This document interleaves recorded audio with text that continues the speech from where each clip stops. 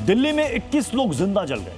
Hotel का मालिक गिरफ्तार हो चुका है, लेकिन क्या जवाबदेही सिर्फ होटल के मालिक की है? इस घटना के लिए जिम्मेदार लापरवाह विभागों पर कार्रवाई कब होगी? कब एमसीडी की जवाबदेही तय होगी और कब उन विभागों से सवाल पूछे जाएंगे जिसके नाक के नीचे नियम तोड़कर वो होटल चल रहा था? और सबसे बड़ा सवाल उस फायर विभाग से कब पूछा जाएगा कि जब 650 मीटर और सिर्फ 650 मीटर की दूरी पर फायर स्टेशन था, तो आखिर 45 मिनट की देरी में फायर ब्रिगेड वहां क्यों पहुंची?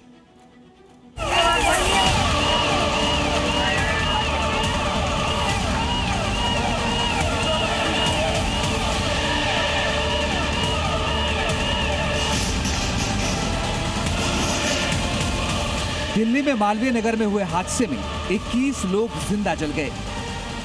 तेजी से बढ़ती आग और दम घोटते धुएं के बीच मदद का इंतजार करते हार गए, लेकिन अफसोस मदद नहीं पहुंची। जिस देश की राजधानी में 10 मिनट में ग्रोसरी, खाना सब डिलीवर हो जाता है, उस दिल्ली में 21 लोग फायर ब्रिगेड का 45 मिनट तक इंतजार करते करते अपनी जान गंवा बैठे। वो भी तब जब फायर स्टेशन सिर्फ और सिर्फ 650 मीटर दूर था और इस दूरी को सामान्य दिन में सिर्फ 3 मिनट में तय किया जा सकता था। लेकिन सिस्टम की हालत तो देखिए, 3 मिनट तो क्या 45 मिनट तक फायर ब्रिगेड आग बुझाने के लिए नहीं पहुंची। लोग कॉल करते रह गए, लेकिन सिस्टम की आंख नहीं खुली। होटल में लगी पहले आग सिर्फ पीछे के हिस्से में फैली थी। अगर उस वक्त फायर ब्रिगेड आ जाती तो 21 जानें बच सकती थी। आग बढ़ती जा रही थी। जब प्रशासन से मदद नहीं मिली तो आसपास के लोगों ने खुद ही रेस्क्यू शुरू कर दिया। किसी ने सीढ़ी लगाई तो कोई गद्दे लाकर लोगों को बाहर निकालने लगा। आग ने विकराल रूप ले लिया। अब ले लिया विकराल रूप। फायर ब्रिगेड नहीं आई। कितनी घटिया सर्विस है। ना तो पुलिस आई है, ना अभी दमकल गाड़ी आई है। गाड़ी अभी तक नहीं आई। कम से कम 20 मिनट से ऊपर हो गया है। जिस जगह आग लगी उससे सिर्फ 650 मीटर दूर इलाके का सबसे बड़ा fire station Geetanjali fire station है। चश्मदीदों के मुताबिक आग 8 बजे के करीब लगी, लेकिन फायर स्टेशन 9:30 बजे तक भी होटल नहीं पहुंच पाई। फायर विभाग पहली कॉल 8:50 पर मिलने का दावा कर रहा है, लेकिन चश्मदीदों की माने तो कहानी कुछ और ही बता रही है। फोन करा था।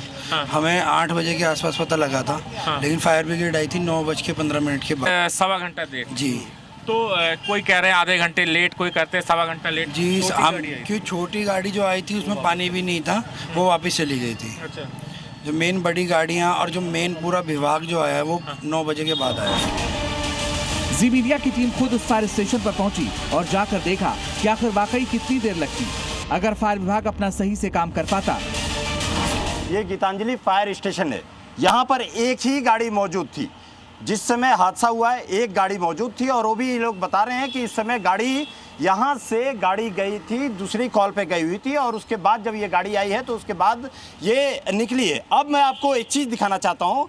अब मैं चलता हूँ यहाँ से जिस लोकेशन साइट पर है, कितनी दूरी पर वो साइट है, जो होटल जो BNB था, आग लगी जहाँ पे, वो कितनी दूरी पे है।